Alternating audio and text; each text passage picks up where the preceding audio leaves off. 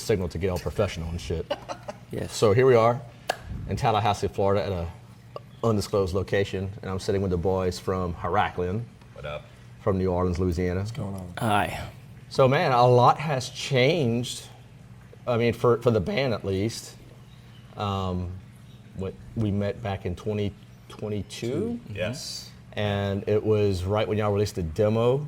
Yeah. And so, Speed, tell me, man, what is life like now since that release? It's a lot of booking, a lot of writing, a lot of traveling. It's been great. We've been staying busy, getting to play with bands we didn't think we'd get to play with, and going a lot of places we didn't think we'd get to go this early into it. It's been really fun. I mean, nonstop work, but nonstop fun. How do you think the audiences have like reacting to the newer material? Better than we thought. Really? Yeah. Because typically when somebody likes something, they want more of the same thing. And the first EP was relatively fast and thrashy, and the next thing was mid-tempo death metal. Mm-hmm. And we didn't really know how people were going to take to it, but I mean, some of the newer stuff in the set gets more attention than the songs we've been playing for years. So True. It's a good feeling, and we're playing some things that aren't released at all, and that stuff's getting equal, if not better, reaction. So it just shows you keep doing what you want to do, and as long as you like it, somebody's going to like it. Absolutely. And this is good for anyone who wants to take it. Actually, I'll give it to Apollo because he's the guitar player here. Question for me. Question for you, sir, is what was the biggest difference in the songwriting going in for this newer release of Enter Necroverse versus Eternity?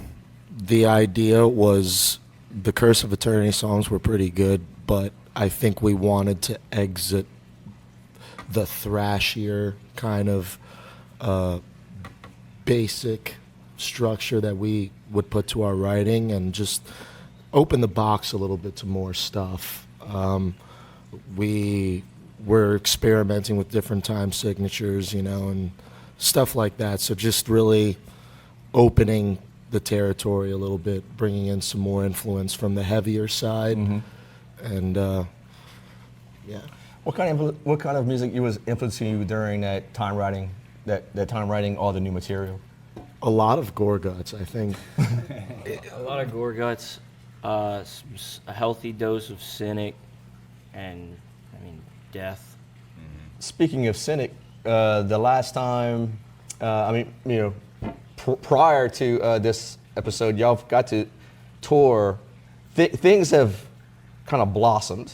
I mean, it's fair to say. I mean, as far as more bookings, like you said, opening for more major acts, and Cynic was one of them. Mm-hmm. How did that happen?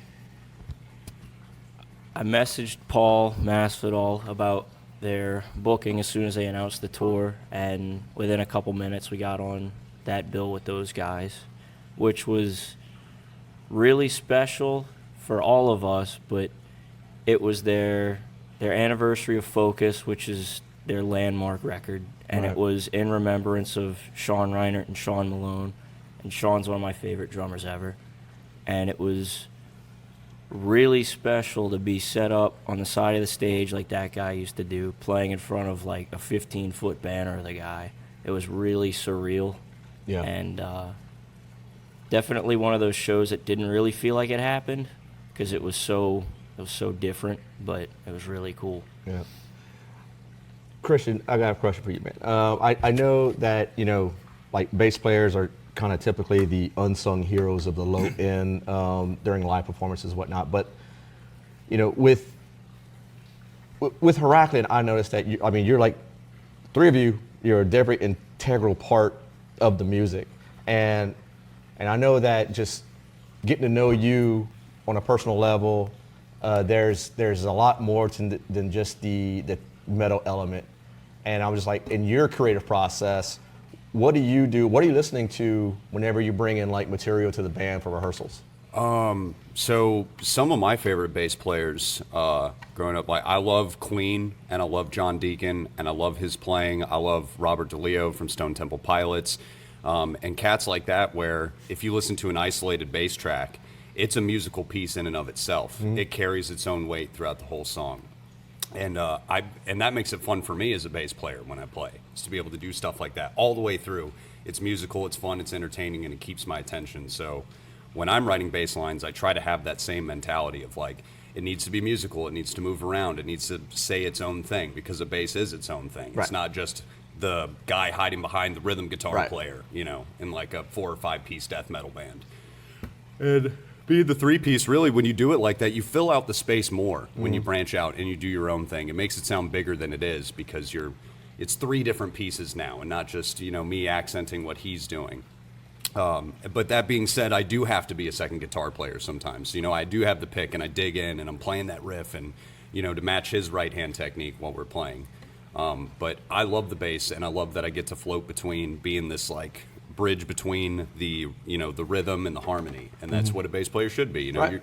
sometimes like you get your moments to shine, that's cool, but you're really the ring that makes the diamond shine. You know what I mean? It's like my bass playing is to accent his drumming or to outline chords that he's playing or to double up on what we're doing to make the whole band sound huge. So I try to incorporate all those elements, and it's like what's best for the song. You know, it's not what's best for me. It's like keep it musical, keep it interesting for the listener. You know, like those like those bass players did for me when I listened to those records.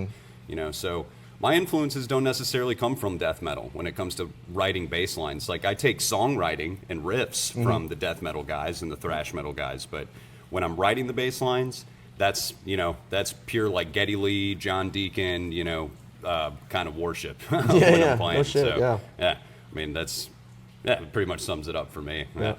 What was, in the last 3 years?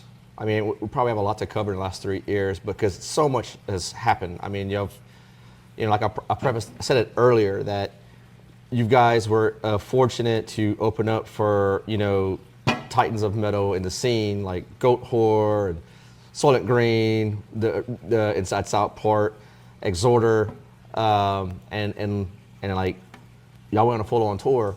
So my question is, how receptive has it been by these the older bands? You know, how does it feel to be invited to opening up for these guys? It's surreal, man. It's crazy. I mean, these are the guys you look up to, and you don't think you can hold a candle to them, you know. And you meet the guys, and they're just regular dudes, but they get up there and they see you do your thing, and you know, we're always our own worst critics about our playing, and we don't think that we deserve this or that, you know, how could we do it better than these guys? But they come up to us and they say, man, you took us back to, you know, back in the day when we were first starting out. And it's like it's kind of like a time machine for us to see that kind of stuff, but it still has that new twist to it. And when you get those guys respect, that's, you know, that's just about over the moon. I mean, and you know, to work with them on a peer basis, like touring with Exhorter and touring with Goat Whore and all these guys that have all these accolades and they've done all these cool things over the years. And if you just hang out and you have a good time and you work together, you know, those stories come out over time. You don't have to ask them. It's their life, you know, and they share those stories with you. And it kind of, you know, you get to see where you get kind of a look into what their life was like then, while simultaneously you're making your own memories with these guys when you're out on the road. And you have those stories to tell when you move on. And it's just kind of the passing of the torch, so to speak. You know, you get out there road warrior style, and these guys, you know, if you're really committed and believe in what you do, they see that, you know. Yeah. You just whenever you said that, you know, it's a passing of the torch, do you feel as though that Herakleion as a group are a little like as equal footing with these guys, or y'all still have something more to prove? Oh, there's so much more to prove. It's never going to stop, man. I mean, there's always more work to be done. We can always improve ourselves, our music, and just always take it to the next step that it can go. And I mean, it's hard to put yourself on that.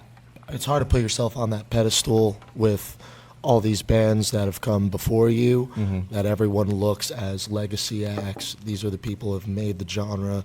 These are the forefathers. It's hard to put yourself on that pedestal up there, but if you try your best and in your mind you feel that you can come close, that's all that really matters. I mean, back to what you were saying about playing with all these bands from the scene, I Hate God, Goat Whore, Soylent Green, Exhorter, and stuff.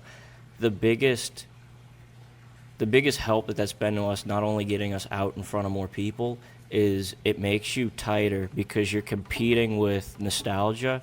Not that they're not good anymore. They're great. They're Right. all great, I understand what solid you're saying. bands. But people grew up with these albums. They have 6 or 7 albums for some of these bands. We've got 2 EPs. We're relatively new. So if they're playing great, we have to be like entirely on it, or else nobody's going to care. I mean, they're there for Exhorter. They're there for Goat Whore. We're a new band, so you have to like come out. That being said, Speed, just how much pressure do you put on yourselves? All of it. A lot.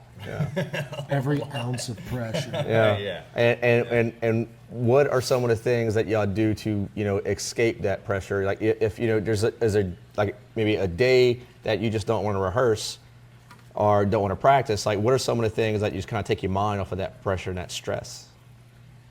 It's typically days that I'll do flyers, or I'll just sit there and listen to records. I mean, truthfully, the little bit of vacation time I've had, it makes me more stressed than just being in it. Because if you're just sitting there not doing anything, in the back of your mind, you're like, okay, as soon as I get done with this, I have to do all these things. Yeah. And I don't know, it's worse than just dealing with it. I'd also like to throw in that maybe, at least for me, the vacation aspect of it is when we get into the room and we're creative and we start writing stuff, because there isn't the stress, there isn't the we need to hurry up and do this before 10 o'clock, no noise ordinance, nothing. We get to sit down, clear our minds, and write riffs. So I think that's the break. I think too that like music is work and it's the vacation too at the same time, you know what I mean? Because like when you're in it and you're on tour, it's work every single day. You're always in it. Where am I going to eat? Where am I going to sleep? The logistics of actually being at the show. And then when you take yourself out of that and you're like, oh, well, I'm home and I have a couple days off of work, I could do whatever I want. And it's just like I'm crawling up the walls because I'm like, give me something to do, man. Yeah. And you have to like work yourself back into that routine of like, okay, I'm going to exercise, or I'm going to work on, these bass exercises or something like that. But, when you're in it, sometimes it can feel a little overwhelming and stressful. And then when you're out of it, you're like, I kind of miss that, Yeah. and it's like, I want to go back to that. But to what he's saying, I think the writing is the fun part, and coming up with the music. And we're trying to make ourselves smile when we play, you know what I mean? We're trying to play something so cool that we all in the room just go, holy shit, man, like we got to do that again. Right. Like that was awesome. And like those moments, I wouldn't trade for anything. And that's why we do what we do, is the music first. But, music is like the band thing is the work and it's the vacation. It's a lot of work that goes into it. And then you get these little moments to really reap your rewards, as when you're out on that tour, you're out on that stage and you're like, make some fucking noise. And everyone screams your name, for 20 nights in a row. That's awesome. Like, I love that. But, it is decompressing. It's the songwriting. It's the sitting down with the guys and just like, even if we're not playing music, just us hanging out and just like watching YouTube videos or watching a movie or something like that. We're friends at the end of the day first, and so as long as we can hang out and be cool with each other, that's kind of that's a bit of an escape from the band stuff as well. Since you got the mic, man, this is going to be an individual question for each of you. What was, I guess, in the last 3 years, what was like the aha moment for you, Christian, of where like, holy shit, like this is, we got some staying power to this Herakleion? A particular moment, I don't know. I think maybe our third show, and then we were like opening for Goat Whore, and I was like, whoa, this is awesome. I think that was Halloween night. something like that. I don't remember. That's the first time I saw y'all, actually. Yeah, and it was it was crazy because the third show we ever played, and it was like, here's Sammy Pierre Douay, here's Ben, and it's like these guys are like TA. There's Zach Simmons, there's the guys, they're right there, and it was I had been in so many bands before, and for something like that to happen so fast, and I think pretty much out of the gate when we had played that first show, we'd hit it off pretty well with those guys, and got to talking to them, and it was just like and that was kind of my realization of like, these are cool guys, like they're just dudes that I could hang out and have a beer with, and I think that was one of the first instances of like, okay, this band might do something, this is going to be cool, but I think for me, it was meeting these guys at, you know, a Crowbar show, and then them sending me like some demos after the fact. And I hadn't looked at them for a couple of days because I didn't even think their names were real, like Speed and Apollo, you know what I mean? And the first like demos of like, That's fair. Think like, you know, and then when I started listening to the demos, I'm like, all right, I'm gonna check this out. And just hearing those demos, you know, as rough as those mixes were, I think it was like 28 Days and Curse of Eternity were the two things you guys sent me, and I heard that. Just guitar and drums, and I was like, there's something here. Like, I need to put my hands on this because I think it's special, you know. And that was so I mean, there's been a lot of milestones over time, you know, like the shows kept getting bigger, and then, you know, we got to go on these tours, and I think Goat Whore asking us to go on that 4-day run that we did with Caveman Cult. That was fun. January. You were there. Yeah. You were there. In Florida. Yeah, that was a great time, and Hell yeah, that was, you know, that was my first tour I had ever been on. I had never gone on the road for more than 2 days. Yeah. And that was, you know, that was another like, holy crap, this is awesome. I think the Soil and Green show as well at Southport Hall was also, you know, when you're on that stage and you just see from the front to the back just full of people, and you get up there and it's almost like you're desensitized to the individuality of all of them because they're just such a big crowd, and you just get up there and you're fired up and you rip it. And like the fact that, you know, Phil Anselmo came up to us in the kitchen like 2 minutes before we played didn't help at all either. But, you know, it's kind of like as the band progresses, we meet more and more of these people that, you know, have really done the thing, the real rock soldiers, you know, that have come up, and it's just kind of these subtle reminders of like, if you're running into these guys while you're doing what you're doing, then that must mean you're on the right path, you know what I mean? Because if they made it and they're here and you're working at it and you're here with them, then there's something there. There's something to it. How about you, Speed? What was like that, you know, that moment for you as an artist, as a musician, just... So fairly early on, after the thing he mentioned about doing Florida with Goat Whore, we made it a point to keep coming back. We added Tallahassee to our stops, and first time we played here, it was a modest, small crowd. I mean, by the third time we played here, it was like packed, and there was 20-something people with their shirts on. Yeah. And that's kind of we're headlining, we're in a state we're not from, in a small city that people keep telling us no one goes to metal shows there, and it's working. So if we can make it work here, we can make it work elsewhere. So it's fun opening for big bands and getting a nod from them, but legitimately just seeing it work is kind of for me it might work if we keep trying to do this. I mean, even if it doesn't work, I'm gonna still do it because I don't know what else to do. Yeah. So this is it. How about you, Paulo? There's not much I can add to that, but to add to what Speed was saying, I think for me personally, it was nice to have gone on these tours with Goat Whore, you know, and we also did another one with them across Texas, you know, Albuquerque and all that. And this recent tour we did with Exhorter, I think for me, it's more of seeing how well we do by ourselves, going out with no big support, no big name support, and just see that we can actually pull a crowd of people. If it's just 30, 40 people, to me, that's like, okay, we can actually probably do something on our own, right, without needing, you know. And I could, you know, I can relate to that because there are times where, you know, just as, you know, just a podcaster, where, you know, if I told myself if one person is continuously listening, you know, then okay, maybe there's something there, right, you know. And then like with y'all, I feel like, you know, y'all been a band as long as I've been a podcaster. We kind of came up together.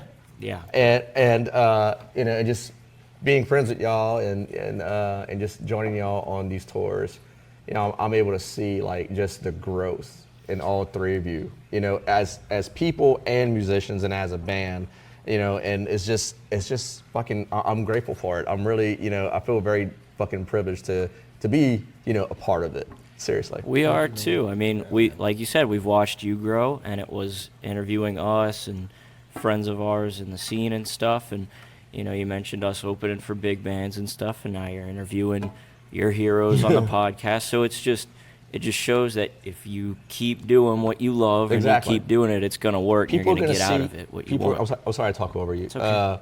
But people are going to see the authenticity behind the work that we do. Yeah. And I think that's what gets crowds buying your merch, buying your tickets to go see y'all, and having a consistent fan base, suiting up and showing up every single time, like places like here in Tallahassee. Yeah. Right. So yeah. The new record, man, is such a fucking banger. And again, just being part of, I guess the inner circle of Herakleion, I was able to hear some, it was the unmastered tracks at one point. And then, but y'all got together with, one of the notable producers, recorder, engineers, and Peter DeBauer. And I know how it happened, but for those who don't know, just go ahead and walk us through that process of how it happened. Well, we emailed him, and he Simple answer. I emailed his ass. He said, "Yeah." he happened to think that what we were doing was cool, and I guess dug it enough to want to work with us. He's done a lot of cool records that we think are cool anyway. Early Blood Incantation stuff, Devil Master, Evil Wing, some other very underground cool shit. And like I said, mid-tempo death metal, it needed that bigger sound to it rather than the upfront punchiness that the first EP had. And we wanted to do it analog, so it had to be somebody that could work with that and have the patience, because we didn't have a big budget, so it wasn't a whole lot of days, but somebody that could work efficiently but patiently, because analog's goofy at times. How many days did y'all spend out there? 5. It wasn't a little, but getting sounds and all that cuts into it. Yeah. But he took us out on his discount on his price and the studio price to Sonic Ranch in Tornillo, Texas, and we tracked it there. It was the same room that Cannibal Corpse did, Evisceration Plague, and a couple of other records, and Ministry did some of their later stuff there. So it had an air about it, for sure. And the first thing we tracked in my bedroom, so it was the first time we'd ever been in a studio. Right. So first time working with a producer and Pete, and a real studio with Sonic Ranch, and it was different, but Pete was really good with us and kind of knew how to lead and make sure that everything was getting done. Kind of going off topic. No, it's fine. But, y'all know I'm a geek for the recording process and how everything works, and it was just really interesting. Yeah. He knew where we were coming from with everything, and I think he did a good job. It was just fairly brutal process in the studio. We were all going through it in our own ways, and having to play through gear that wasn't ours and stuff that we weren't comfortable on, but I think it came out the way we'd wanted to regardless. yeah. It was just what was the most difficult thing for you to be in the studio, Speed? I didn't get to use my drums, and the drums that I did get to use that were mine, bass drums and stuff, were tuned so differently that autopilot that you kind of get from rehearsing for months and months before going into the studio was gone. Yeah. So between that and the tempo's getting bumped down a bit more, because he was like, yeah, it would be heavier. And it is heavier, but some of those drum parts, ironically, are harder way slower than they are way faster. Because you got to think more about it, you think? Yeah, like one of the songs, Crows, is just, it's a lot, but it's easier when you're just not thinking and playing fast. But slowed down like that, it's really thinking about where all the spacing of everything is, and it took a few takes. but it's all right. That's an understatement. Took a few. For all 3 of us. Yeah. But then you get to stuff like the Tomb or the title track, and that was one take and done. It was cool, but a couple of them songs were a bit hard. Especially, we did everything live. Everything was full take every time, so you get to the end of the song and you fudge it, rewind the tape and record it again, kind of thing. So it definitely added to the time to get everything tracked. Paulo, what kind of how was your stress during the recording process? My stress was very different from what all these two gentlemen have experienced. I was fine with everything. It became very stressful to the point where we got to the vocals, because when Pete was looking over the lyrics sheet, and I guess I had to say, I think we did a take where I sung over a song. He's like, yeah, we're going to have to chop all these lyrics up. Oh, wow. So I went from singing choppy and busy lyrics between parts and songs to now I have to extend the word, and that was a hard pill to swallow because I think that's one of the lead singer egos came out in me, and I'm just like, I don't know if I want to do that. I got heated. I had to take a couple walks, and I'm like, all right, let me listen to what he's saying. And he told me, he's like, in this instance, you got to understand maybe less is more. Right. And he was right, so I just needed to go into it with an open mind. You're forgetting the part too where he made you like run around the whole property so you work up a sweat and come in and really belt that one note on into Necroverse. Really? Yeah. Literally, like he runs out the studio and then like 2 minutes later you hear him come back. He's like, start the track. Like, runs through the doors, gets on the microphone and just fucking belts it.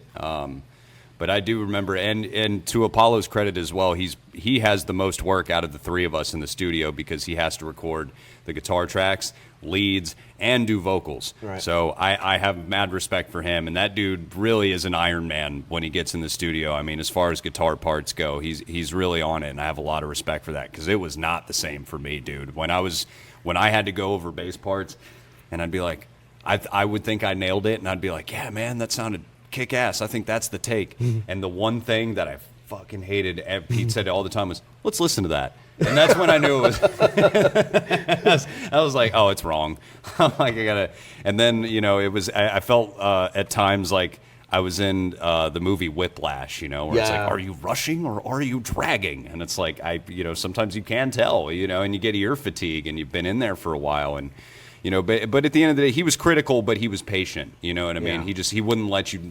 He knew that we were capable of more, and he wouldn't let us make a bad take if we tried. So it was nice to be pushed in that direction because coming out of the studio, I felt like all three of us kind of went to another level of like understanding nuance in our playing. And even when we record demos, when we're at the house and we're tracking songs and we hear little things, that we pick up on. It gives you a different ear for things being in the studio. But Pete's a good dude, man. That was a real pleasure to work with a guy like that, and a guy at the end of the night that you can like have some whiskey and like sit by the fire and just like talk about life and stuff like that. I mean, it felt like we'd been friends for years, even though we had just met the dude coming into the studio. So he really facilitated a nice like comfortable environment for us to all work together and be pushed to make a good record. I have a similar experience, man. Like I guess the more musicians I meet doing these interviews, you connect on in a personal level. Let's face it, a lot of metal musicians like yourselves and just people who have an affinity for extreme metal come from walks of life that maybe not so cookie cutter. To put it lightly, I guess. So, there's that, and there's similar interests, there's similar vices that we, kind of go towards as far as, music's concerned. And you connect on those levels, and you figure out that deeper beneath the surface, that person is like, you see a lot of yourself in that person, is my point. Yeah, no doubt. It's, we all like the same stuff at the end of the day. I mean, or at least the spirit of it, right? And we can appreciate the the enthusiasm there and the recording techniques people have had, or the certain artistic reasons people do things the way they do. And like Speed was saying, it was Cannibal Corpse recorded in there, Ministry had recorded in there, and you feel that energy in the room when you walk in, and you literally can see the Anarchy M's on the cabs like that Ministry left behind in there, and you're just like, all right, I gotta step up. It's again another situation of somebody who's really doing the thing that is here before me. Now I've got to rise to the occasion to do something like Yeah. them. So, you know, that's, man, I lost my train of What thought. was your favorite piece of gear to record on, Paulo? Not the Oxblood guitar. Not the Jeff Beck. Yeah, not the Jeff. Interestingly enough, they had a guitar in there that actually belonged to Jeff Beck, That's nuts. and I did not know until we were at the table talking with the person who owns the ranch, Tony. He's like, "Oh, did you get a chance to play on that guitar?" I was like, "Yeah, that was rough, man." I was like, "That was Jeff Beck's guitar." I'm like, "Oh, you know, like I just insulted Jeff Beck's guitar, but is it the player or is it the guitar at that point?" So, other than that, I think there were some cabinets we went through, like the Ministry one, which we thought was going to sound really cool, and it was the least cool sounding out of the other options. So, getting a feel of what equipment to use was definitely a journey in of itself, and we hadn't even started the recording process yet. So what's next for Herakleion? What's some of the latest happenings that y'all could divulge? Touring, and we just recorded our set back in Baton Rouge when we played with Obituary for a live record that we're working on. Nice. I don't know when it's coming out, but it's in the works for soon. Y'all putting that out yourselves, or y'all getting someone to Just us. mix it, master it, and all that stuff? Or? Yeah, we're getting somebody to do that. But I mean, like, as far as label or nothing, I mean, we make the money to put it out. I don't. What? Speaking of making the money, I mean, notice that Our you know, mansion here. Yes. We paid with all our Herakleion Yeah, bucks. I mean, you're obviously doing good. Probably a lot better than most. You know. I don't even know where we're at. I don't either. Yeah. Just woke up Snuck here. into some person's house, man. Yeah. It's a green screen. We're at a landfill. I don't know. But Yeah. So my question was that y'all open up a lot of more avenues as far as the bands like making money, as far as like the merch and all that. What are some of your favorite artists to go with as far as designing? We've stuck with one main one for the last bunch of things. His name's Noah Myhoff. Mm-hmm. He's incredible. yes. Anything that we're like, hey, it would be kind of cool if you did something like this.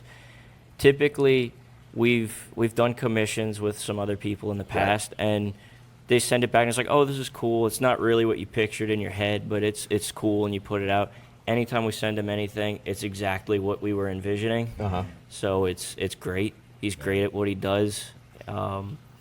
His traditional process is super interesting. He does like a monoprint thing and touches up the details with colored pencils, and it's really thought out and just looks beautiful. It's really cool. But he's been handling most of our merchandise past Necroverse and is doing the live cover and did the Necroverse cover. But he's a cool dude. And then the guy Rock that was in Sadistic Execution did a shirt for us probably a year ago, and just did another one for us that's going to be at our next show. Oh yeah. And so, Speed, I know you're responsible or partly responsible for a lot of like booking, finding venues and whatnot. Mm-hmm. How troublesome has that been for you as far as time constraints? Because I know you do a lot. I know you recently got a new career going. Plus, you do other arranging as far as drums are concerned, obviously. It's not bad. I mean, it's just a matter of doing your research, looking at where bands play, and compiling a list.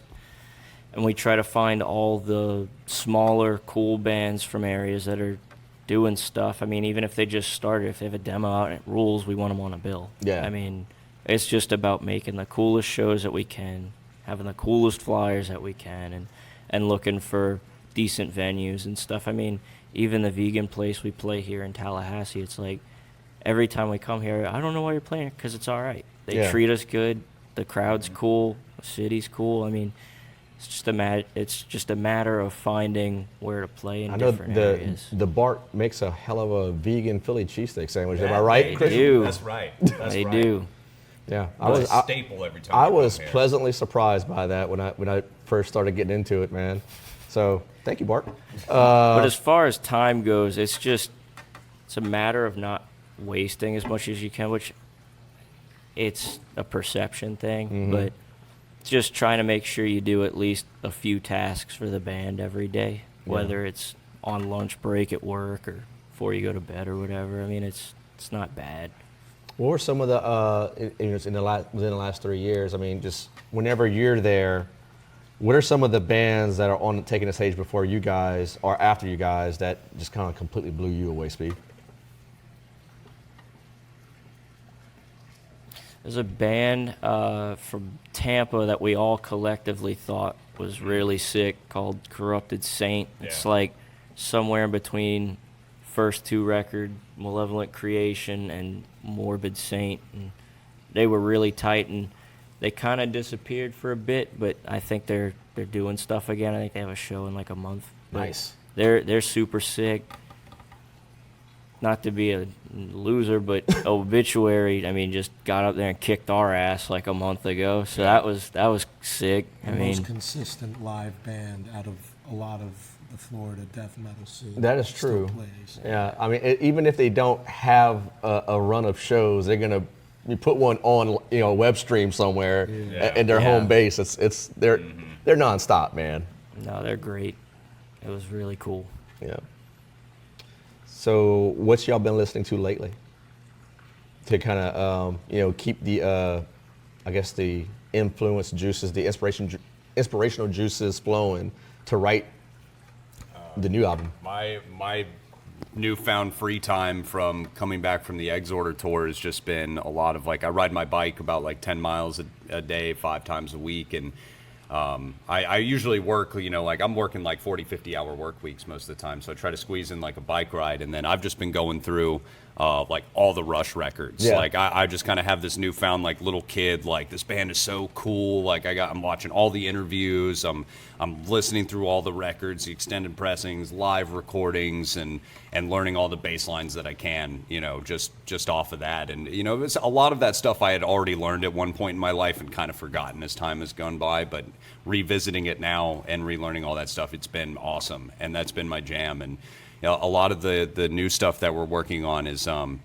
prog isn't the right word to put it, but it's busier musically, and I need as many inspirational ideas as I can get. I'm glad you mentioned that because I had another question with this, because I know y'all constantly writing, rehearsing together. I mean, that's just the nature of y'all beast. But do y'all feel as though y'all want to step away from that primal or more violent riff writing and getting to something more technical? No, it's I think those two things can go hand in hand, and I think that's kind of we want to play the music that we hear on our records that we feel like is missing out of kind of the metal scene. And it's there is a way to be a caveman and still have something that's musically has something to say as well. That kind of can showcase what all three of us can do in technicality on our instruments, but. It's more of what serves the song. But no, there are some elements where it's going to get a little spacey, I guess, in certain parts. But all the heaviness and the something you can headbang to and move to is still all going to be there. There's no, if anything, it's all those elements are lended to the aggressiveness of the music. Yeah. It's all going to be in your face. I can't believe that just happened. Get sucker punched by a riff you didn't see coming. That's all. It's really just we're pushing our boundaries as musicians and what we're capable of doing to try and get to that next step. So and that's why I'm saying prog isn't the right way to put it. It's just how do you keep it interesting in 2025? And kind of the way I feel like the American trend of things with music is a lot of slam and a lot of hardcore and a lot of punk, which is and deathcore and stuff like that is really big right now. And there's not a lot of room for I would say chords and musicality in that respect. It's so you know, and a lot of death metal can be watered down, or a lot of thrash can be pretty watered down. And it's like, how do we combine these elements of the thrash and the death metal and make it musical and show people that there is something interesting to this kind of music? You know, there's something more than just, you know, like down-tuned. And I you know, so it's pushing, like I said, pushing what we can do as musicians, all the influences that we like, because we do like some of that proggier kind of stuff, you know, and cynic and all that, but incorporating it and making it our own. So it's still going to be there. The caveman will still be there. Well, that's with good a to little hear. bit more. It will still be there. I mean, the whole point with the first record was we figured that there was a lack of angry thrash, so we did that. And then while touring on that and doing whatever, you know, there's all these death metal bands popping up that are hardcore bands. I'm going to say it how it is. It's hardcore bands that like the words death metal, and that's great. So Right, we wrote a right. death metal record, and a lot of that thrash was out of it, and it needs to be back because there's some discrepancy within the thrash community again. So there's more killing technology, more darkness descends, and angry creator riffs, but still with that weird nuance that Necroverse has. So Yeah. it's Necroverse on 45 instead of 33. I just noticed that. I mean, ever since that y'all three get more exposure, it seems like there's some bands, some of your cohorts in the metal community that's about y'all age demographic. I mean, almost to me that they kind of take their cues from whatever it is that you're doing.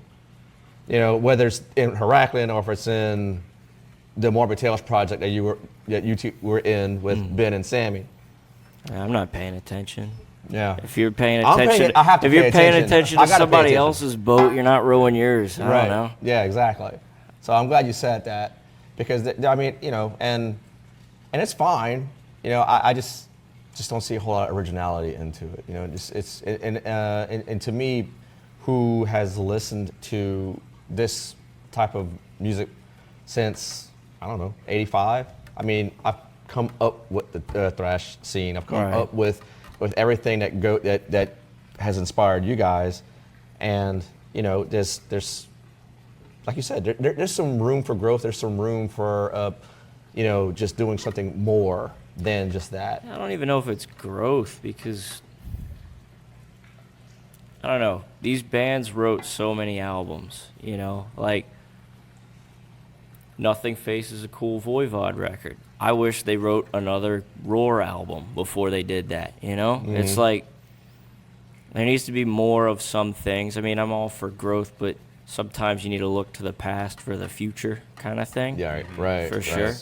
Yes. So, I don't know. I wouldn't say it's anything new, but it's not It's not a hasn't been repeat done. performance Right. of what you heard. No, it's most certainly not someone else's riffs. Yeah. So, I'd like to Yeah, go ahead. add on to looking into the past. Quickly, I've been looking into, you know, personally looking to see what else is out there musically aside from whatever new black metal bands and stuff like that is coming out. I've been really going back even further, and all the bands that I like, Malevolent Creation, Nocturnus, whatever, Incantation, Deicide, Morbid Angel, I want to go back and look at, you know, the bare bones raw of where everything started. So I've been really getting into listening to demos, the Incantation demo, you know, a lot of Impaled Nazarene demos, all these bands, Cryptopsy demo, all these bands started off You should as check out thrash you first. should check out Death Strike and Poison from Germany. Not Poison the glam metal band, but Yeah, Poison from Germany. Poison from Germany. Because one? huh? The evil The really evil one, yeah. I mean that one, that record, I just discovered it a few years back. I had no idea these guys existed, but man, it's like their demo predates a lot of stuff that even, you know, Possessed and even Death did. Yeah. And it's like that type of music had to, like, you know, originate from somewhere, and then you know, within the tape trading back in the 80s, you know, I mean, dude, like they were hearing all kind of really primal, raw they called it metal punk back those days, and then and someone said, you know what, this is like got like deathly lyrics, and then we just here we go, death metal. Death metal. And it stuck. The thing is, and it's something else that I wanted to add, I think the problem with the originality that comes to, that a lot of bands are having nowadays is, again, got to look forward to the past, if that makes any sense. Back to the future, man, like Marty Yeah. McFly. Just listen to what all those bands were doing, because back then they didn't. Even Mike Browning in an interview, he said, "We didn't call this death metal. We didn't. It was all heavy metal. Right. At one point, it was all heavy metal. All these bands, some sounded more extreme than the others, but it was all heavy metal. And I think that's where people were trying to be original and be more different than the other and stick out more. I think we need more of that now, than ever. I think people need to. What do you need to do, Steve? I think people need to have competition. I don't think glad handing is healthy, because you go to shows and everybody tells everybody how great they are. You never hear somebody, hey, I think your tone needs work. Your tone this shit. I mean, I think if people were to give their honest opinion, the whole music scene would be bolstered by it, because people would be encouraged to go home and practice. If some drunk guy tells them they sounded like shit or whatever, they'd go home and they'd work at it. And I think between that and friendly competition, everyone would benefit, because everyone would be even better than where Yeah, they're it would at. definitely elevate the scene, by and large. I mean, just between playing with big bands and the bands that we're friends with, there's that friendly competition there, and there's growth within that circle, but it's not a universal thing. I feel like if bands were more competitive and people weren't as into just telling everybody what they want to hear, then you would benefit because you'd have sick music to listen to. We'd benefit because we'd have to be even more well rehearsed before we go on a stage. Right. It's just, I think between looking for inspiration and some competition, it could do everybody some good for sure. Oh, shit. Well, that's awesome. So I guess the perfect way to probably end this podcast is, what are some things that you're looking forward to as the band, is starting to book more shows, and gaining more of a mass audience, I guess. Look forward to seeing where it goes. I mean, we know where it's gone, but it could take a turn.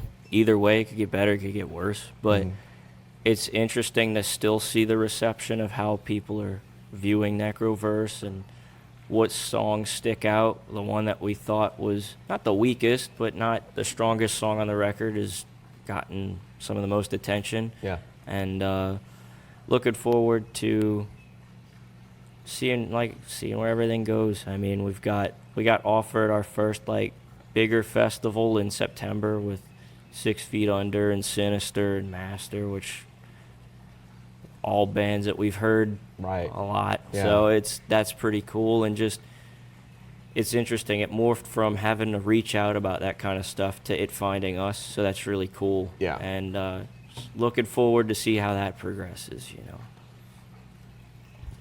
I think that the thing I'm looking most forward to is, as a band, over the years we are still human beings at the end of the day, and we've all kind of, I think collectively, the three of us have gone through kind of like a hard time, without getting too much into it, and I feel like we've kind of rounded the corner around that, and now here we are, fresh off of a tour, and we're writing for a new record. We've got, just a couple of shows that we have to worry about, and it really gives us time to sit down and focus. I'm excited to work on this new record, to have this finished, recorded, and put out. I feel like it's going to be a statement piece for us as a band, and, I'm really excited to share what we have cooking with everybody, because as far as anyone knows, they've only heard one of the songs that's going to be on the new record live if you've come to a show.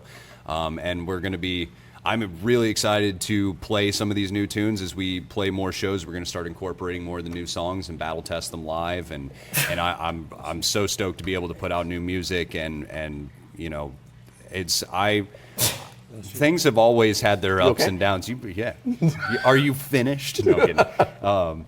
I think things always have their ups and downs as a band, but for us, it's always kind of had this like consistent line that's gone up, and I'm just stoked that we get to be a part of this festival. We have really cool stuff that we can't even announce here on the podcast yet, but there's just so many cool things I can't wait to show everybody and look forward to. I love what we do, and I can't wait to share it with everybody, man. It's gonna be awesome. I like to keep playing shows, and I like to be on the road as much as possible. I hate being home. I get that. Yeah. Same. Man, I just want to give y'all some more appreciation and tell y'all that I'm so glad that we're able to do this again, revisit the conversation we had the first time. It's just been a fucking absolute joy to watch you guys play, and just be a part of the Herakleion family, if you will. Because I mean, you mentioned that there was some tough times with the band as individuals and whatnot, and I'm glad that y'all feel necessary, not necessary, but y'all giving me the opportunity to like kind of hear some of that as a personal friend, and and help whatever experience I have to kind of just help y'all navigate through that shit, and so I appreciate all three as people. Appreciate you, Mo. And Much love, brother. Yeah, man. We like you. I'm definitely looking forward to the announcements when they're going to be made. Yes. I'm looking forward to everything y'all going to have unfold. Yeah. So if you haven't seen them, they're Herakleion. If you like death metal, you like thrash metal, you go see these fine young gentlemen here. Yeah. So thank you guys. No problem. Thank you. Thank you, Mo. Go listen to Necroverse and go play a show and go put up flyers and make something. And practice. Quit sitting around and go make Fucking something. right. Go make something. Go do something. Stop do wearing something with poofy your life. shirts. Just go make something. I don't care Yeah. what it is. Just make